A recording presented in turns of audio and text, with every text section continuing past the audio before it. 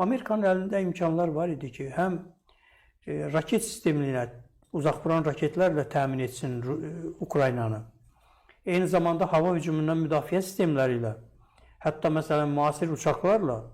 Amma bunun heç birinə getmədi.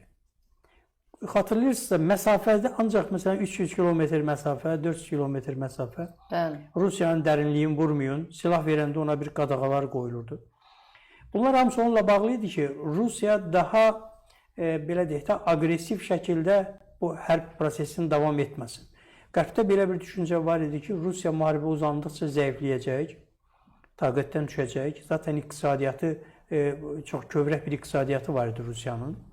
Eyni zamanda rejimlərin də içərisində avtoritar rejimlər əslində o siyasi dayanıqlılıq baxımından ən zəifidir. Məsələn, hətta monarxiyadan belə zəifdir. Monarxiyada bilirsən ki, ata öldü, keçdi oğula, qıza və s. xanımına belə davam edə bilir.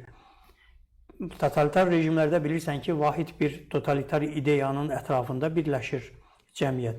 Avtoritar rejim budur ki, yəni mən elə güclü oğlanam, mən yaxşı oğlanam, nə bilim, zirək siyasətçiyəm. Asaram kəsərəm. Asaram kəsərəm, mənim ətrafımda birləşib hər şey. Bu da özü yoxdursa, yoxdur rejimdə. Yəni, Rusiya ilə bağlı qərbdə belə düşüncələr, belə təhlillər var idi ki, müharibənin biraz uzanması, bir 2-3 il müddətində uzanması Putin rejimini yıpradacaq. Mən onunla bağlı da, bizim təhlilçilərlə də bizim müzakirələr olurdu bununla bağlı, hətta belə qapalı müzakirələr olurdu. Mən bildirirdim ki, avtoritar rejimdə siyasi elita olmur. Siyasi elitanı demokratik cəmiyyət yetişdirir. Yəni, çıxır seçici qarşısına, orada dəstək alır, biri daha çox səs alır, olur hakimiyyət, digəri biraz səs ala bilmir, olur müxalifət. Hər ikisi elitadır. Cəmiyyətin formalaşdırdığı elitadır. Avtoritar rejimlərdə o deyil ki. Məsələn, o 125 dənə deputatı olsun, onlar heç vaxt gəlib o cəmiyyətin əsas aparıcı iradəsinin təmsilçisi ola bilmir, elitası ola bilmir. Rusiyada, bax, məsələ təxminən bu formadaydı və yanıldılar qərb dövlətləri. Rusiya hərb iqtisadiyyatına keçib. Belə baxanda indi Rusiyanın müharibəni davam etdirməsində bir çətinliyi yoxdur. Ukrayna o qədər güclü deyil ki, basıb onun bütün ərazilərinə daxil ola bilsin. Bu məsələdə Rusiyanın bir narahatçılığı yoxdur. Eyni zamanda onun ta şərqdən cənuba qədər olan sərhədlərindəki dövlətlərin Rusiyaya hücum eləmək, Rusiyanı işğal etmək kimi bir niyyəti yoxdur. Olacağı təqdirdə Avropaya baxmayın. Yəni, onun şərqində və ya cənubunda ona elə bir aqressiya hiss eləsə, o zaman Rusiya əlindəki nüvə silahında istifadə edər. Və o zaman hətta ona heç güldən ağır da söz deyən olmaz. İndi bugün bəlkə dünyanın ən böyük şansıdır ki, Rusiya Ukraynada bu bataqlığa düşübdür.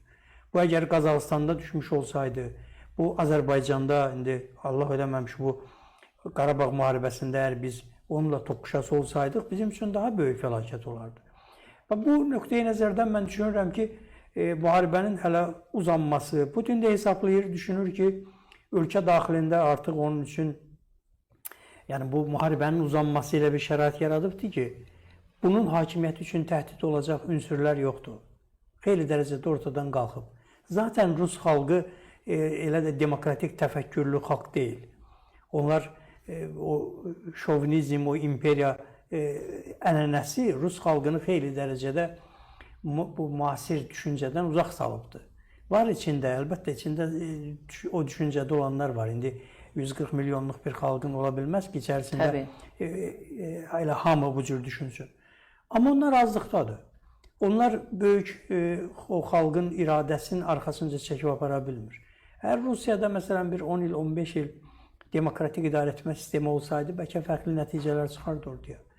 Məsələn, mən qərb analitiklərinin yazıları vardı, təhlilləri. Onlar birmənalı iddia edirdilər ki, 90-cı illərin sonlarında Rusiya iqtisadi baxımdan yüksəldikcə, ora qərb sərmayəsi ki, axacaq, liberal iqtisadiyyat genişlənəcək, oliqarxlar və s. bunlar güclənəcək, Rusiya demokratikləşəcək. Belə bir təsəvvür vardı. Mümkün olmadı. Putin gəldi, həmin o oliqarxların ya çoxu qaçdı ölkədən, ya vurdu, öldürdü, ya keçiddə öz nəzarəti altına mərkəzləşdirdi, bitdi. Yəni, sizə deyim, çox qısa bir müddət çəkdi. Çox da uzun çəkmədi. Çeçenistan müharibəsini yekunlaşdıran kimi demək olar ki, cəmiyyətin də elə hər tərəfli belə yığdı, boğdu, bir çəmbərə saldı. Bu baxımdan açığı indi Rusiya-Ukrayna müharibəsi ilə bağlı hazırda Rusiyanın əli güclüdür. Bu bizim üçün bir tərəfdən çox təhlükəlidir Azərbaycan üçün. Bizim milli maraqlar baxımından Rusiyanın güclənməsi, Rusiyanın bu müharibədən istədiyini əldə etməsi marağımıza uyğun deyil. Niyə edə bilər ki? Yəni Rusiya güclənəcəyi təqdirdə onun bu bölgədə təsir rişaqları çox güclü olacaq. Yəni yenə çevriləcək Cənubi Qafqaza? Şübhəsiz, yəni təkcə burada yox, Mərkəzi Asiyaya da. Siz xatırlayırsınız, bu 2023-cü ildə bu Mərkəzi Asiya ilə bağlı Trump'ın daha doğrusu Biden'in Amerikada Mərkəzi Asiya dövlətlərin o C5 üstəgəl bir formatında bir görüşü oldu.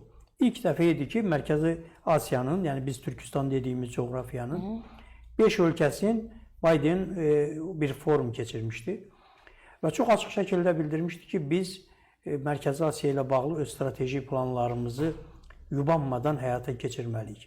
Ondan çox qısa bir müddət keçmişdi. Oktyabr ayının 31-də mən bununla bağlı ayrıca təhlil yazmışam deyə bəzi saytlara, ona görə dəqiq xatırlayıram onu. Oktyabrın 31-də Türk Dövlətləri Təşkilatının orada bir Astanada sammiti keçirildi. Noyabr ayının 1-nə qədər.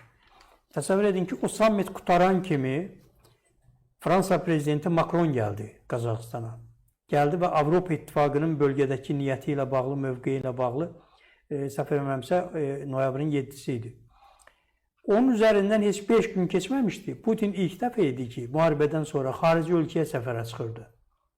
Gəldi Astanaya, Qazaxıstana və elə bir formada orada bəyanatlar verdi ki, o, məsələn, Mərkəzi Asiyanın üzərindən heç bir halda geri addım atmayacağının, yəni tükəninizi qulağınız boyda deyirəm, eləmi? Yəni onlara elə bir xəbərdarlıqlar elədi ki, o sətraltı.